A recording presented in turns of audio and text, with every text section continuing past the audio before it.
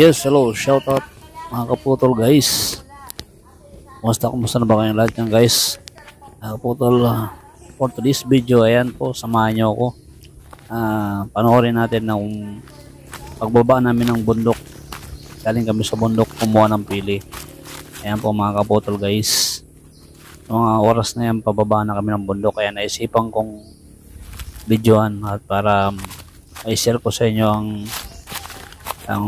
aming karanasan pagbaba ng bundok mula sa bundok pababa sa Kapatagan. Ayan, mga oras na yun mga kaputol guys, simula na kaming bumaba ng kabundukan. Ayan, nauna na ang mga kasama ko. Ayan, medyo malayo-layo na sila sa akin, kaya gaya na nakikita nyo, medyo nasa unahan na sila sa akin, kaya natatanaw ko na lang. Kaya medyo mga oras na yan, mahabol na lang ako. Babaya ka mo ha? Yan, ibig sabihin nang iiwan sila. Salitang Bicol po yan mga kaputol. Kaya medyo mahabol akong yung lingkod. Binibilisan kong pagtakbo.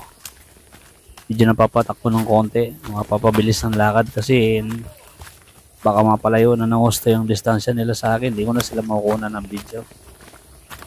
Yung mga kasama ko yun, medyo makpo pa nga yung isa.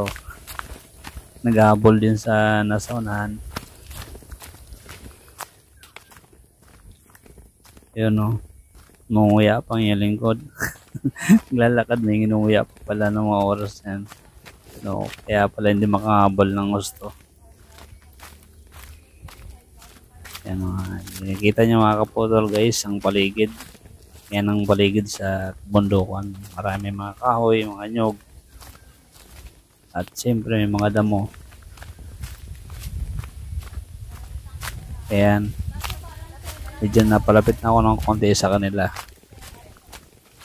Sa mga oras na yan, medyo lagpas na kami ng kalahati. Kaya medyo malapit-lapit na kami sa Kapatagan yan. Sa bahaging yan ng kabundukan. Yan, naalala ko tuloy sa mga pelikula. Yan ang paligid. Shout out! Shout out sa mga galing bundok. Iyan o.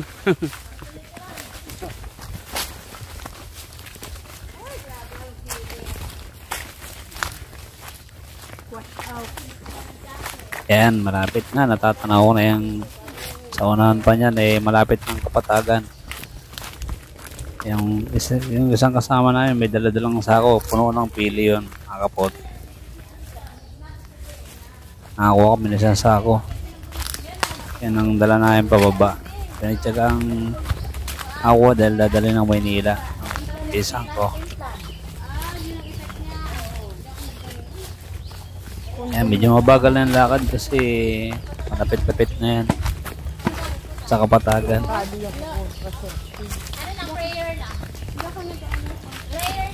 Malakas tayo kay Lord. Naba naglalakad, siyempre, kwentuhan para hindi maramdaman ng pagod. Paano naman akong wala? Sipag ng taga-buhat namin. Shoutout sa nagbubuhat ng sasakong pili. Pamangking ko si anak pati kong si Nida. Si Bobby. Shoutout sa'yo, Nono Bobby.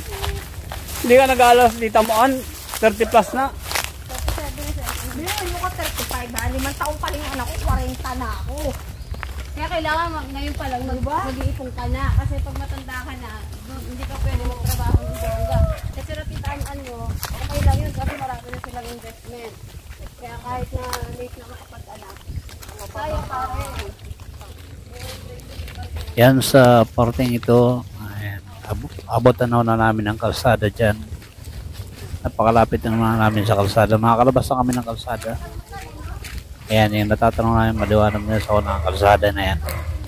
Dito na kami sa Patag. Patag area na.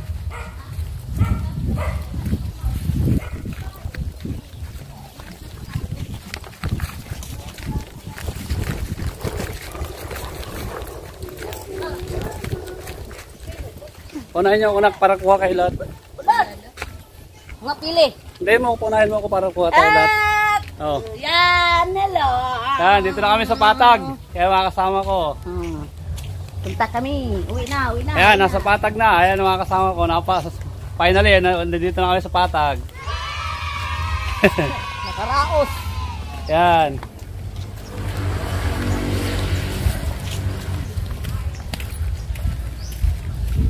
Ayan mga kaputol guys. Ayan, kalsada na. Ayan. Ayan. Simentadong kalsada na mga kaputol. Pabalik na kami sa bahay ng lolo't lola namin. O paano mga kaputol guys, hanggang dito na muna ulit. Hanggang sa muli. Bye bye.